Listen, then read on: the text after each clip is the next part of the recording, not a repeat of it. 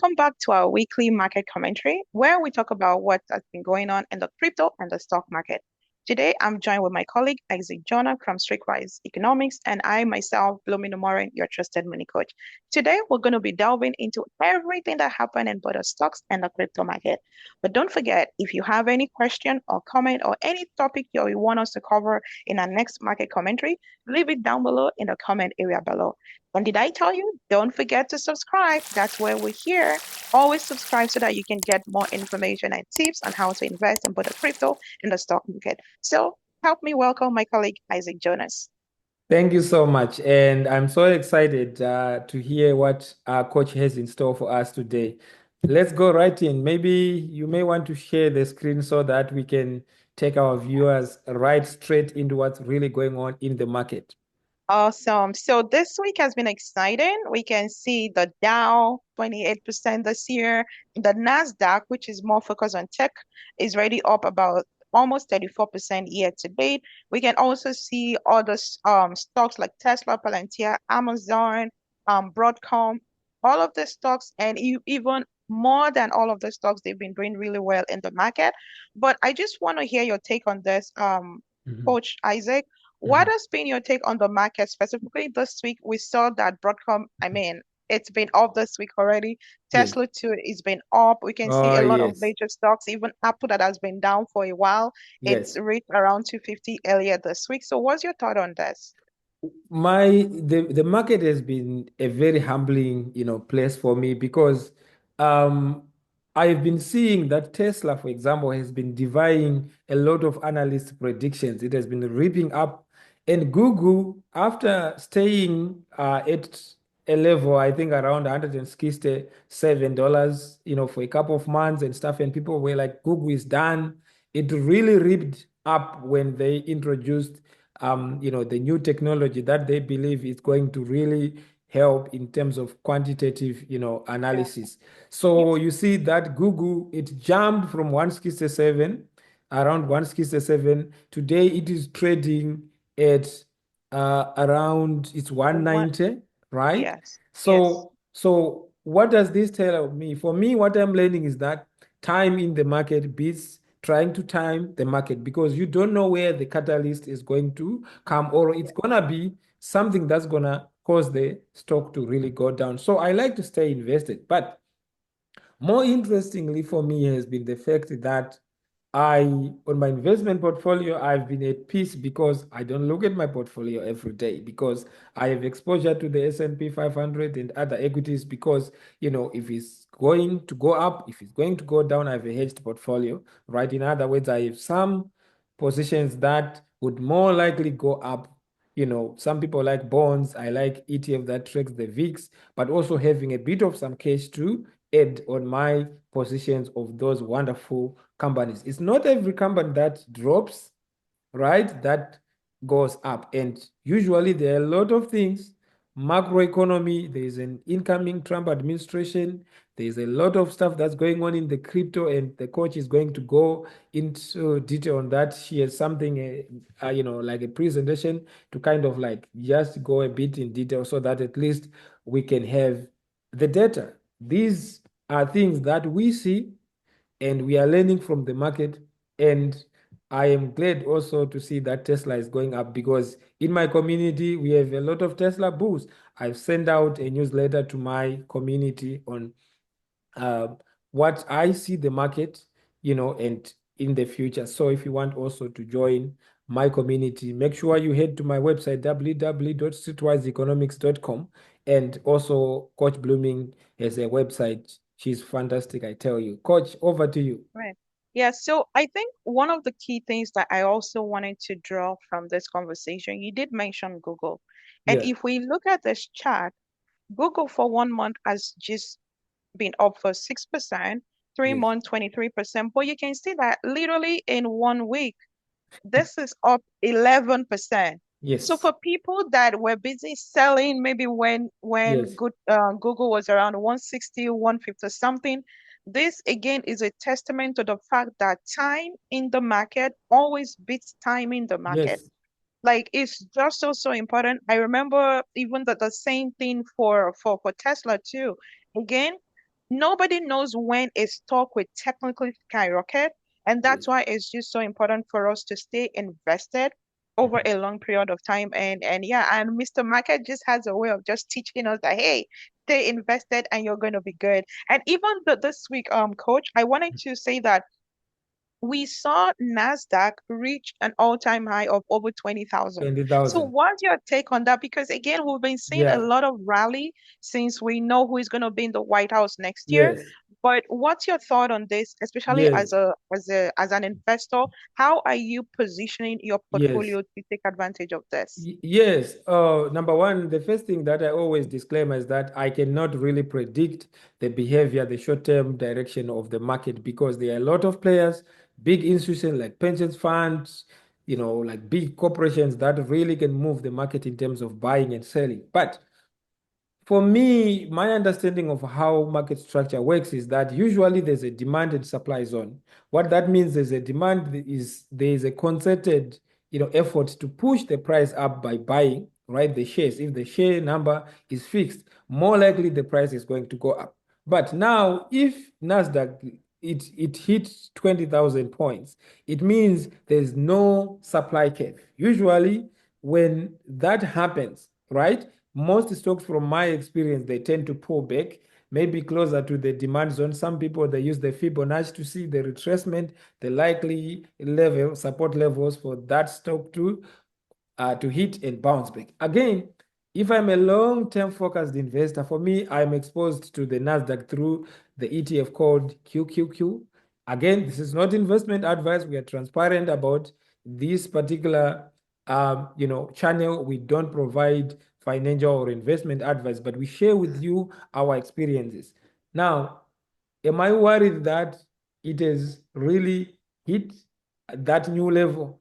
No, I'm not worried as a long-term investor. But if I was a trader, right, I wouldn't want to be buying, buying long, like maybe if I want to swing trade, I would want to kind of like wait for a pullback or something to happen, right? And then maybe if it drops and I do the technical analysis, I see the support levels, and then I get in and I get out. So trading and investing, they are different. But being an investor, for me, I've realized that I make more money by just buying and holding high quality It's true. companies, right? Yeah, that's But true. because I want to pay for my bills, I want to take care of my financial needs, I tend to trade with some Mhm. cash that I have in some of my accounts. So that's Right. kind of like a way of like that's my work. Right. So like, yeah, I think that's very, very important in the sense that, yeah, it's important that we stay invested in the market. And I also wanted to get your thought on, we saw how the suite Broadcom and Yes. even Apple, it started skyrocketing because again, I think there's a kind of partnership and things like that that is going on. And I just wanted to hear Mhm. your thought on that, especially on Broadcom and Yeah. maybe also for other tech companies or Yes. anywhere that you see that the like Yes. some potential stocks to actually pay attention to. Yes. Okay. I have this chart here, and you can see here this is Broadcom, right? Yeah, And this stock is a very interesting stock because this stock, they reported earnings and they did beat earnings. But it is a very interesting company because it designs and develops and supplies semiconductor devices, which has been something that has been really propelling the markets upwards. But I like to look at their finances, right? When I look at their finances, this business, in terms of their income, you can see here that their revenue has been green, like it has been going up, right? If I look at the profit, right, I like to look at their long-term debt, like we have shared here on this platform. Their long-term debt here, coach, do you see it here? Long-term debt, it is like trailing 66 billion, yeah. right? Mhm. It's there, right? It's 66 billion, right? Let's look at their free cash flows. Are they able to generate free cash flows, right? You can Yeah. see that free cash flow, Nice. they have Yeah, 19 and a debt of 60 billion. yeah. So for me, it's still fundamentally strong, but these kind of businesses, they have to borrow money to be able to expand. Fun, But yes. if I look at the ratio of their free cash flows and say skiste 20 into skiste, right? It goes, I think it's about 3, right? Yes. So it's like in 3 years, if they were to use these free cash flows, they would pay this off. But again, that's my number to say if a stock has too much debt, so I would not consider this to be a very risky play in my view. It's not investment advice, but this is what I see. Let's see what the analysts, these people, they spend a lot of time. Again, Warren Buffett likes to say it's very hard to predict the market, but analysts, they have models that they use to try and analyze using, free cash flows, earnings per share, and whatever models. But on average, they are saying the price should be around like 215 right now. So it's above average, right? But the high price is like 255, right? So in my case, I like to buy when the stock is really, discounted. Let's say if it goes down 40, 50%, that could be because of another catalyst. So for me, this is not a time that I would be buying because I want to buy below average, right? Mhm. And again, these are just analysts. But if you look at it, if you look at the revenue and other insights, it tells me that this stock, no matter how you look at it, it's a very strong stock.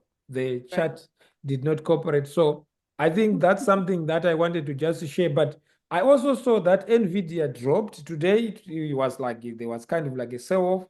Am I really worried? I think this is a normal up Yeah. and down, trend in the market. But if you have a margin of safety, like coach, if you got in when you got into this stock, it was below. You are not worried. The Right. fundamentals, as far as I understand, they are still strong. Over to you. Right. That's my So, thought. My and thought is stay yeah, invested, but always have a margin of safety because imagine if the market drops by 40, 50%. You don't right. want to be in the red, right? Yeah. And but before we move on into crypto, I think one of the things I also want to add is that a lot of people when they get into investing in stocks or let's say crypto in general, they wait for the perfect time to get in. Yes. And this is one of the things that we said earlier that time in the market, always wait time in the market. Sometimes you might be like, oh, maybe I'm going to wait until the stocks drops to maybe 30%, 40%, 50%, or Yes. even 10%. You have to define where you're going to start averaging in because if you Yes. don't, our emotions just have a way of just playing on our intelligence.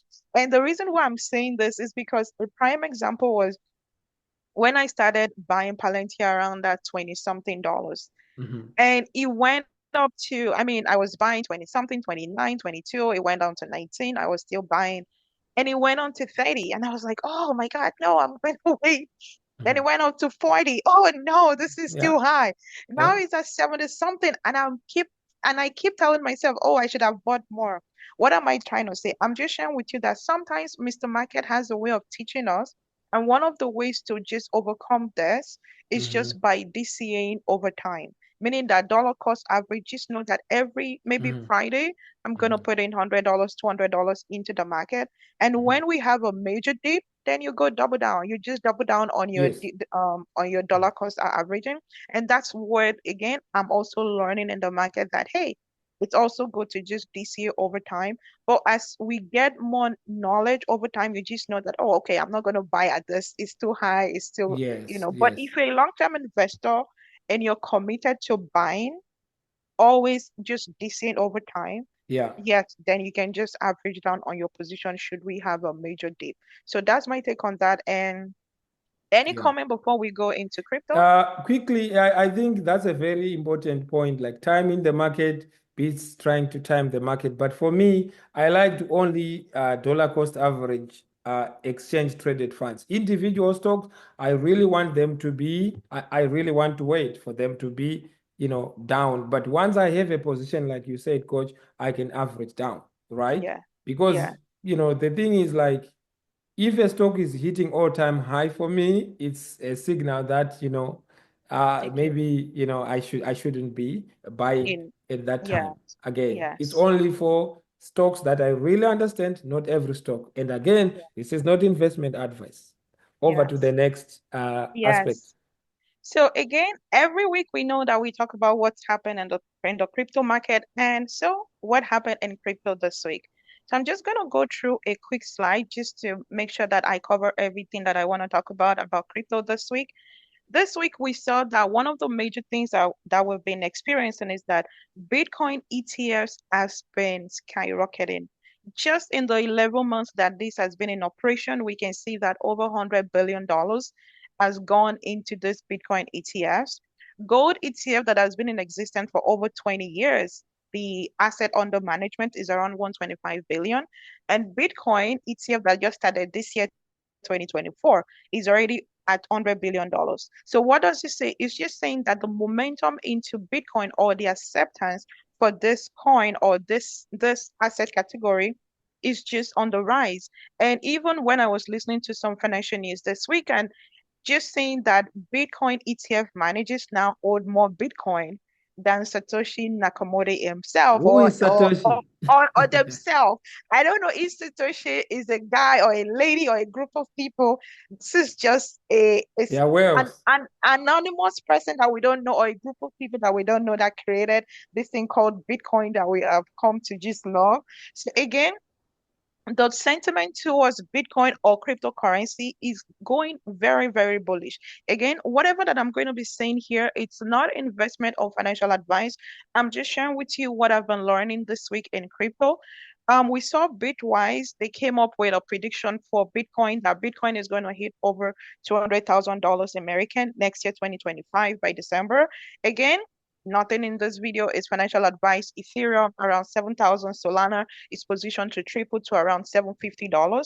Again, we're seeing a lot of money just coming into Bitcoin and also into Bitcoin ETF. One of the other things that we'll also be seeing is the institutional and strategic move investment. For example, City of Vancouver and even Texas, they've had this Bitcoin proposal for the Bitcoin reserve, which is very, very good. And apart from that, Australia Pension Fund, they've started adding Bitcoin into their portfolio. Coinbase is set to join the S&P 500. Again, these are just big moves that are going on in crypto, that crypto is becoming an asset class that is here to stay. And apart from that, we saw Ray Dalio. He said, okay, you need to invest in Bitcoin and gold and not in bonds, not in debt-based asset. Again, this is Ray Dalio. This is now blooming. I'll just share with you. BlackRock advises client, okay, allocate at least 2% of your portfolio into Bitcoin ETF. Don't forget, BlackRock has a Bitcoin ETF. So again, they're just telling them, hey, buy one of these new products, right? I was listening to Bill Ackman too. Again, he's been saying that we're going into a pro-growth, pro-Bitcoin economic cycle because again, the people that are going to be in the leadership coming 2025, these are business leaders. These are people that have led one or two or a group of businesses before successfully. And anytime we have a group of business leaders in leadership, again, we tend to see that the economy is going to do well. Again, there might be some corrections, but this is just what has been going on. We also saw Tom Lee predicting that Bitcoin can get as high as $250,000 next year. Tom is someone that I've come to really, really respect when it comes to predictions. But again, this is what he said, and I'm very optimistic about where Bitcoin or crypto is going to go. So what And is this? and Yes, if I may just jump in, and we are not saying yes, you should buy or you should not yes. buy Bitcoin. It's us Mhm. just, learning from what is happening every day. And I Yes, tend to be of the school of thought that nobody can really predict the market, but looking at the technicals, at the analysis, mhm. these are things that can really drive the market up or down. So Yes, I tend to listen and look for facts in yes. within that, or no noises or those nuances. Yes. And I also wanted to get your take on this. I'm gonna stop sharing. Sure. So, Coach, I wanted to get your take on this. I know that there are a lot of people that might feel like, hey, I'm comfortable just investing in real estate. I'm Mhm. comfortable just investing in commodities. Some is just equities, and some are Yes. like, okay, let me gamble on Mhm. Bitcoin ETF. What's your take on people that want to at least get some exposure to crypto? I Mhm. mean, this is your own personal Yes, for strategy. sure. Some people Yes. might not want to get involved in Bitcoin, which is totally okay, but I Yes. just want to hear your thought on that. Yes, I'm one of those people who have learned that people have different financial circumstances. So Yes, therefore, to just provide generic advice or insights, it might be. So for me, what I have learned is that there are different asset classes that move, sometimes in different business cycles. So I like to be diversified, especially on those asset classes that I understand. So I'm big on yes, equities. I like to have some cash, but I want to have maybe a very small allocation, maybe like 2, 3, or even 4, 5% in assets like cryptocurrencies, right? Or even the hedged portfolio, right? Like ETF that can really potentially go up, right? As speculative bet. But most of my money, I want it to be invested in asset classes that are really proven to be very, very fundamentally strong. So great. that's my insight. But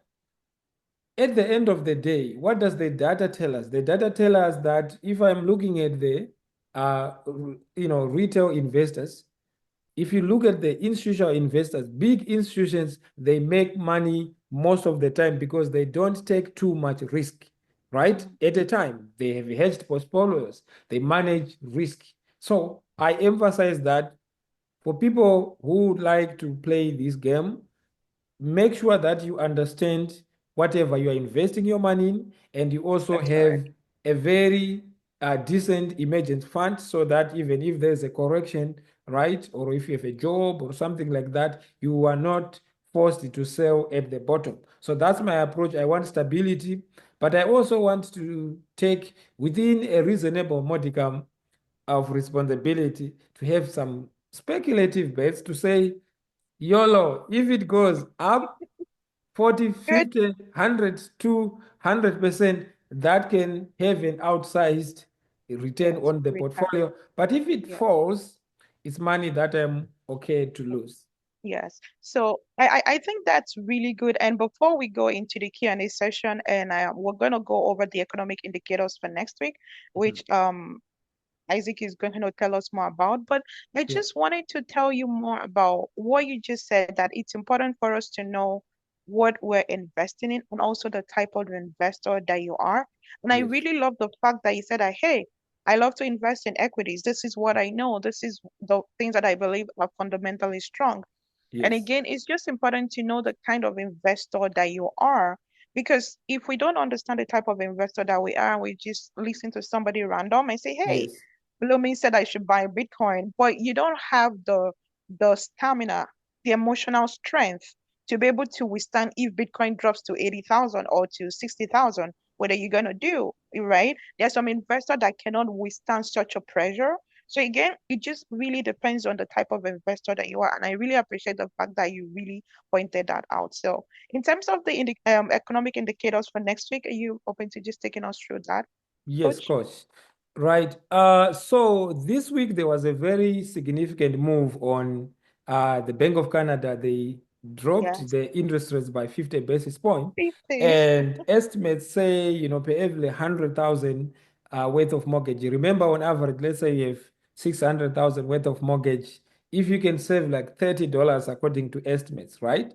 What that means, if you say 50 basis points, that's 50 over, let's say, 100,000 times per year, whatever, however we calculate it.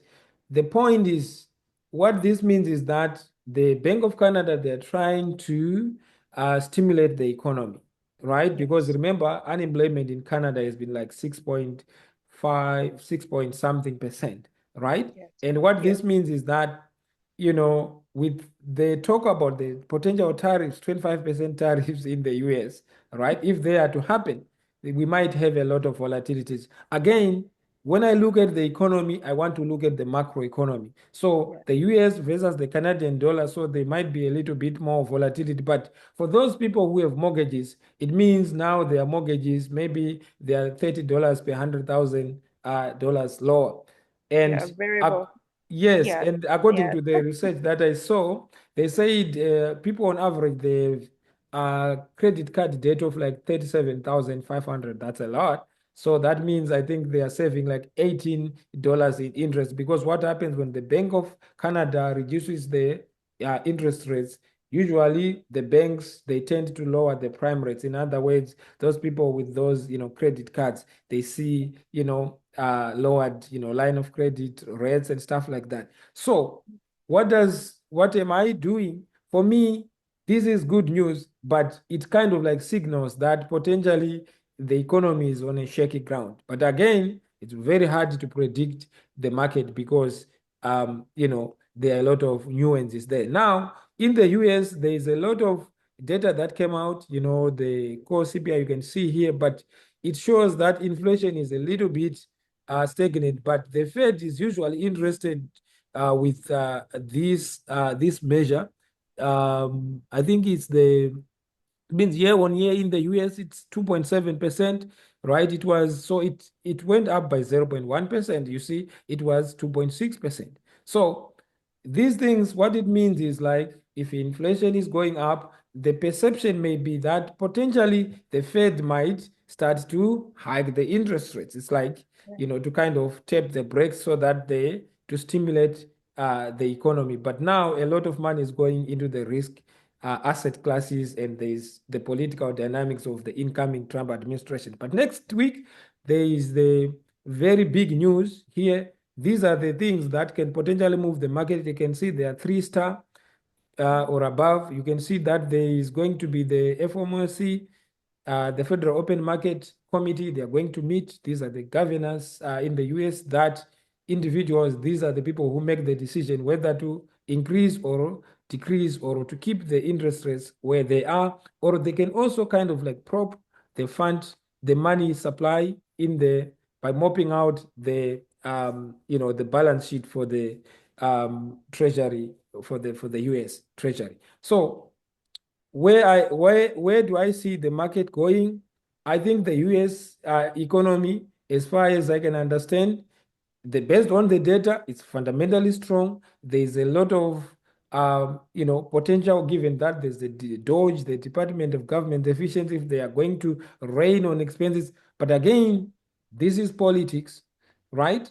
And what I like to do is either way, in whatever scenario, I am comfortable. If the market goes up, if it goes down, I want to be making money. So that's what we teach. When you sign up to streetwiseeconomics.com, we teach you about that. Coach Bluing at bloomingumoren.com, she also does the same. We're going to put some links here if you want to talk, because investing, like everything else, you really have to look at it from your particular situation and understand what's best for you. So that's my take on this, Coach.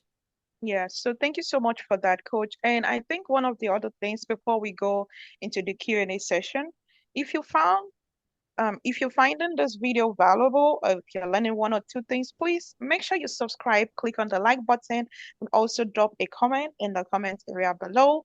And one of the other things that I also wanted to mention before we go into the Q&A is that we're going into a strong 2025.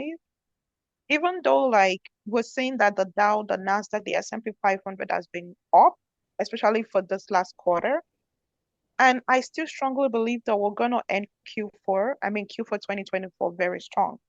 2025, again, it's going to be an amazing year in the sense that I think I was listening to Tom Lee, if I'm Yes. not mistaken, and he said that I think the S&P 500, if I'm not mistaken, Yeah, yes, for that. it might go up to maybe 7,000. 7,000. Yeah, 7,000. And I also heard Dan Ive saying that Nasdaq can go as high as 25,000 next year. Again, these are people that I listen to, that I've come to respect in the space of investing. Again, they could be wrong, but I'm just saying that if you're not yet investing, consider starting, because this is just one of the easiest ways to just make your money compound and work for you. We say that it's easy because we've taken the time to learn and understand these things. And that's one of the first things that Isaac and we always like to emphasize, that learn before you start investing. It's just the smartest thing to do. A lot of people start investing without understanding the technicals or the fundamentals of how to evaluate a company. And then they lose money and they said, oh, investing doesn't work. I'm like, no, investing works if you know what you're doing. So again, it's just my 2 cents that investing is just one of the major ways that we just make our money to work for us. Okay. Yeah, yes. And, people lose money, and I tend to see that a lot of people, and I'm not saying it's bad, anyways, Mhm. they post gains, but I was watching another video that says some people, they short the market and then they go long and then they post the one that is Then in green. But overall, at the end of the day, I mean, people can play that with a straight draw, with the options and stuff like that.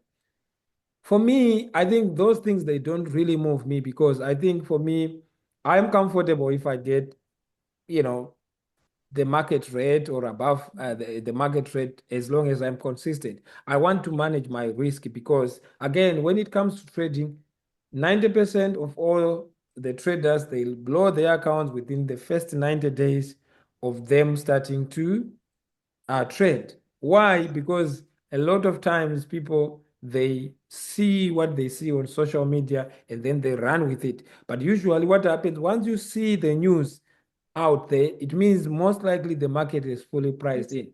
That's Yes.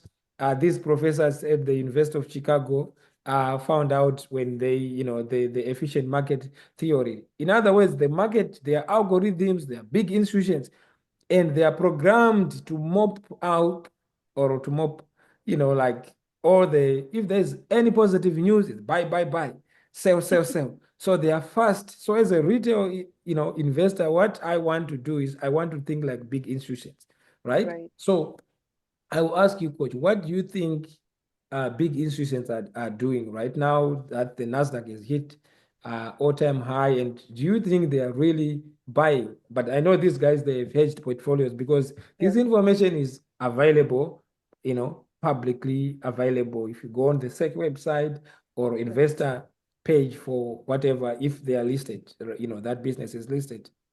Right. Again, I can't really speak to what exactly institutions are saying, but I Yes, can talk about what I see or what yes, I see them talking about.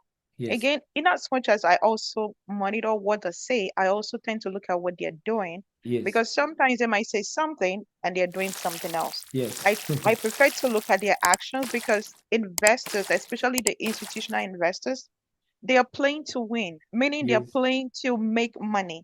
So yes, if they know that we're not going to make a lot of money in this, they're not going to edge. They're not going to bet on this very big. So what I see, when I hear BlackRock saying, hey, telling their clients, allocate at least 2% into Bitcoin ETF, and Bitcoin ETF has just been operating for 11 months, and mhm, this has gone over 100 billion in asset under management just within less than 1 year. I wonder where that is going to be in 2025, in 2026, yeah, meaning that they just started playing in the space. And the moment they understood how revolutionary this is, they're literally here to play. And that's what I believe. I'm telling you that I could be totally wrong.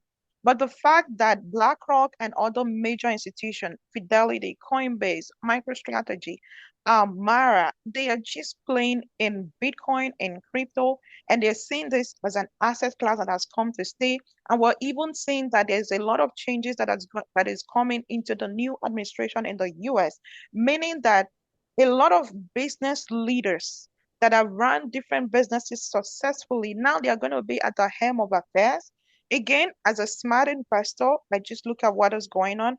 And I was listening to the president-elect just yesterday when he went to mhm, is in New York Stock Exchange to ring the bell, talking about what he thinks about the economy. Again, these are business leaders. And I'm telling you that they technically want the stock market to really perform when they are in office. And if I see this happening, it just means that, hey, I'm going to position myself and just buy because I as a know small that, guy. yeah, they just want to make money. So it's just like whether you have $100 billion to invest or you have $1,000, if you follow the same investing principle, you're going to be rewarded handsomely. And that's just my take on this. So again, I don't know what they're doing, but I'm just copying their actions. And I truly believe that 2025 is going to be an amazing, amazing year. Yes, So let's go into the Q&A before we just wrap yes. up. It's just going to be for a few minutes. Thank you, Coach. Again, and these are just simple questions that we typically get. So, Coach Isaac, Mhm. one of the questions, should I invest in individual stocks or ETF? Yes, for me, this is not investment advice, but for me, I play both because I understand how to value businesses, individual businesses. But most of my money, I like to put it in the ETFs. What is an ETF? Basically, it's a fund that tracks an index, such as the S&P 500. We've said this again and again, or NASDAQ. So it kind of like gives me exposure by having a, number of businesses in that particular ETF, but it does come with a fee, right? But they are lower compared to maybe sometimes buying individual companies. So for me, I like to play both. But if there's someone who doesn't even have the knowledge, then they really have to understand if they have an emergency fund, if they really understand that sector. But again, historically, at least I think 90% of the time, the S&P 500 index has outperformed most professional investors. So what that means is if I put my money in the S&P 500, I'll have a 0.90 probability. It's probability, right? Of Yeah. being in the top 10%. Yes, So yes, that's what I do. But I yes, consistently invest, and I don't want to be buying and selling. I'm just yes. buying, buying, buying, buying as the market pulls back and looking at the long term. I think that's very, very important, just the same way that, hey, ETFs, you technically can lose money over a long period of time Mhm. because they tend to balance this, right? The S&P 500, the NASDAQ, the ones that are underperforming, they kick them out, then they bring in strong companies. So again, either individual stocks or ETFs. Thank you, Coach, for Mhm. explaining that. And One I of the must, Yes, sorry, and I must say there are ETFs that have different exposure. There are ETFs for crypto, for yes, gold, but I was yes, just particularly talking about the ETFs yep, that track the S&P 500. Over to you, Coach. yes, You were talking about yes. crypto now, right? Yes. So one of the other questions that we usually get, is it too late to buy Bitcoin? Is it too late to buy Ethereum? So here's my take on this. Is it too late? For me, I don't think it's too late to buy Bitcoin or Ethereum. But this is a caveat. This is not investing or financial advice. Mhm. It's not too late because, again, this is an asset class that has come to stay. And if I see big institutions that are buying into this asset, as a smart investor, I will just allocate a certain portion of my portfolio into Bitcoin, into Ethereum. Because why?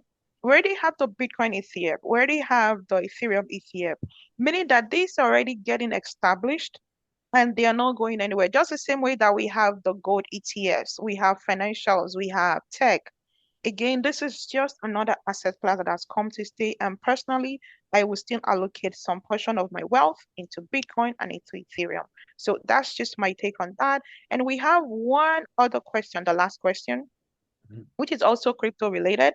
How do I store my crypto safely to avoid losing it? So this is a very, very good question in terms of, because it's exciting when you buy Bitcoin or crypto or Mhm. meme coins in general and these things skyrocket. But what a lot of people do is that they forget how to preserve this wealth, because the skill of how to make money is just one, but preserving that money, Yeah. preserving that wealth, and keeping it from scams or hacks or losing it because of carelessness is another skill entirely. And I always say that one of the things that I always say is that please never store your crypto on any crypto exchange. Never. Always use a crypto hardware wallet. We have tons of crypto hardware wallet, whether Tangent, Trezor, Ledger. These are ways that you can just store your crypto, safely, and never share your seed phrase or your password with anyone. Never store it on any device that is connected to the internet. And this is just a simple way to make sure that you store your crypto safely and securely. And again, one of the final tips is that even when you're buying any of this crypto hardware wallet, go on the manufacturer's website directly. Don't buy from maybe Amazon, eBay, because why? Somebody might have tampered with it, and then you're storing your crypto on a device that is already tampered with. So again, just buy directly from the manufacturer. And if you're not sure on where to do this, just Google or use the links in the description below. You're going to see the links to all of this hardware wallets. So that's my take on that. And before we wrap up, Coach Isaac, Mhm. do you have any parting words before we wrap up today's episode? Yeah, I like to say, I mean, we are not endorsing those particular, Yes. brands, but we're just showing you what is there from our research. Yep. But again, I think it's very, very important that when I am investing, I would like to remind myself to not be too greedy or, too scared. I want to be kind of like to stay sane, Yes. to play the long-term game. But when I'm trading, I'm kind of like getting in and get out. But right now, I'm kind of like taking a break for this year. I think unless there's an unprecedented, Yes. circumstance that I see an opportunity because there tends to be like the Santa rally and a lot of things. So I'm kind of like for this year, I had a good run. So I Yes. like to say to you all, thank you so much for supporting us. Trade and invest wisely and may the market be on your side. And over to you, Coach. And thank you so much for watching this episode. And don't forget to like and subscribe.